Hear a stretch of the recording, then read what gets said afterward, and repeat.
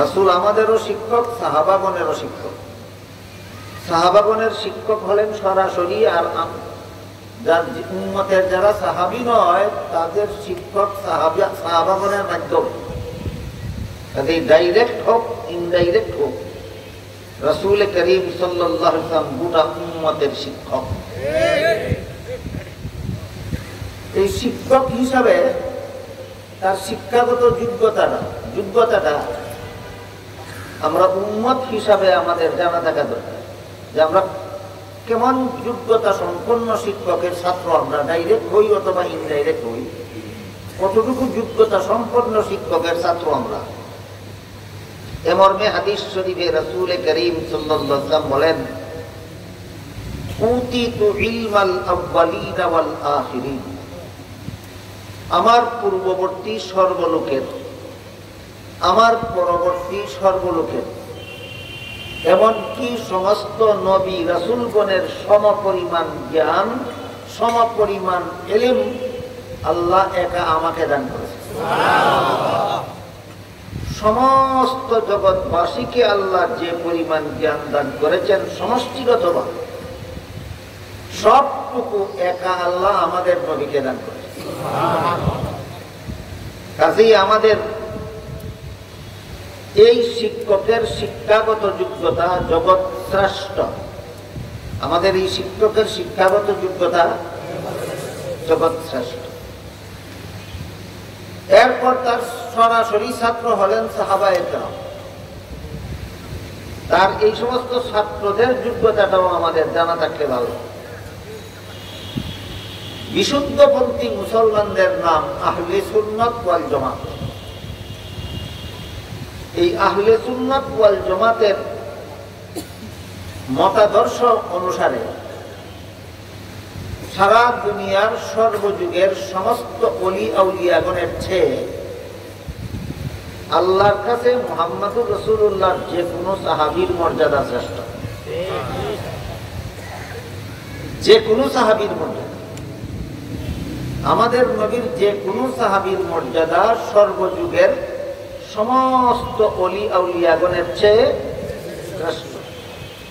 সুতরাং সাহাবাগণ ছিলেন জগৎ শ্রেষ্ঠ ছাত্র, আর তাদের সরাসরি উস্তাদ রাসূল ছিলেন জগৎ শ্রেষ্ঠ উস্তাদ। উস্তাদ হিসাবে রাসূল হলেন জগৎ শ্রেষ্ঠ উস্তাদ, ছাত্র হিসাবে সাহাবায়ে কেরাম হলেন জগৎ শ্রেষ্ঠ ছাত্র। এই জগৎ শ্রেষ্ঠ উস্তাদ জগৎ শ্রেষ্ঠ ছাত্রদেরকে যা কিছু শিক্ষা দেওয়ার জীবনের চিরস্থায়ী জীবনের সুখী এবং মুক্তিপ্রাপ্ত হওয়ার জন্য দুনিয়ার জীবনে যত যাবতীয় করণীয় আছে সবকিছু এই উস্তাদ এই ছাত্রগণকে শিক্ষা দিয়েছে। শিক্ষা দেওয়ার আগে তাদের মধ্যে কিছু ত্রুটি বিচ্যুতি হয়ে গেছিল। যেমন একবার রাসূলের দরবারে অনুষ্ঠিত এক সভায় দুজন সাহাবী পরস্পরে কথা বলতে গিয়ে এক পর্যায়ে তাদের মধ্যে একটু কথা কাটাকাটি হয়ে গেল। কথা কাটাকাটির এক পর্যায়ে তাদের দুজনের গলার আওয়াজ একটু বড় হয়ে গেল। আল্লাহ তাদেরকে শাসালেন, সাবধান, আমার নবীর উপস্থিতিতে তোমরা উচ্চস্বরে কথা বলবে, দূরের কথা স্বাভাবিক আওয়াজেও কথা বলবে, অত্যন্ত নম্র স্বরে কথা বলবে আমার নবীর সামনে।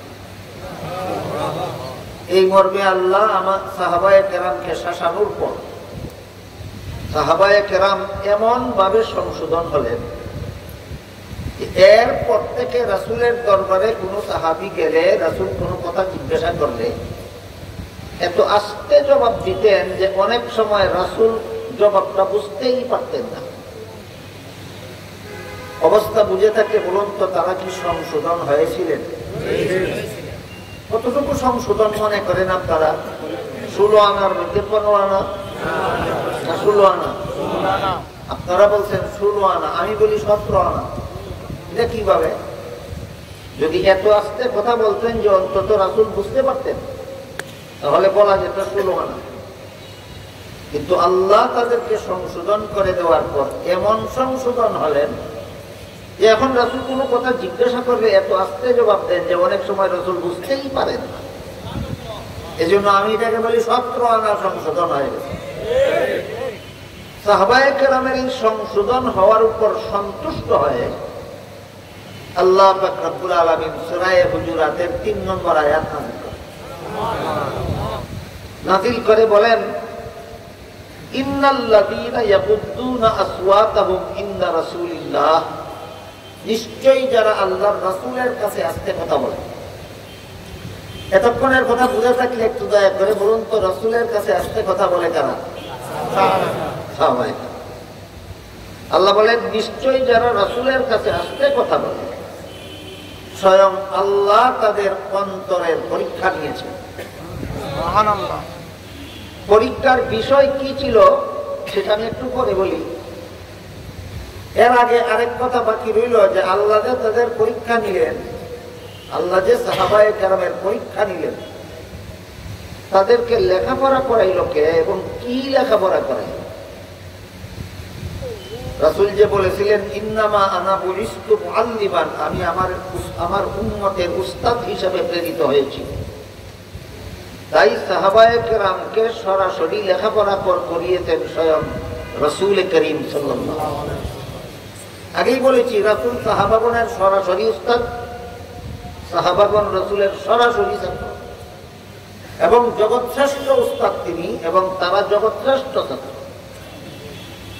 এই জগৎশ্রেষ্ঠ উস্তাদ, জগৎশ্রেষ্ঠ ছাত্রদেরকে দীর্ঘ 23 বছর লেখাপড়া করেছে এবং এই সমস্ত ছাত্রদের সংখ্যা ছিল প্রায় 16 লক্ষ।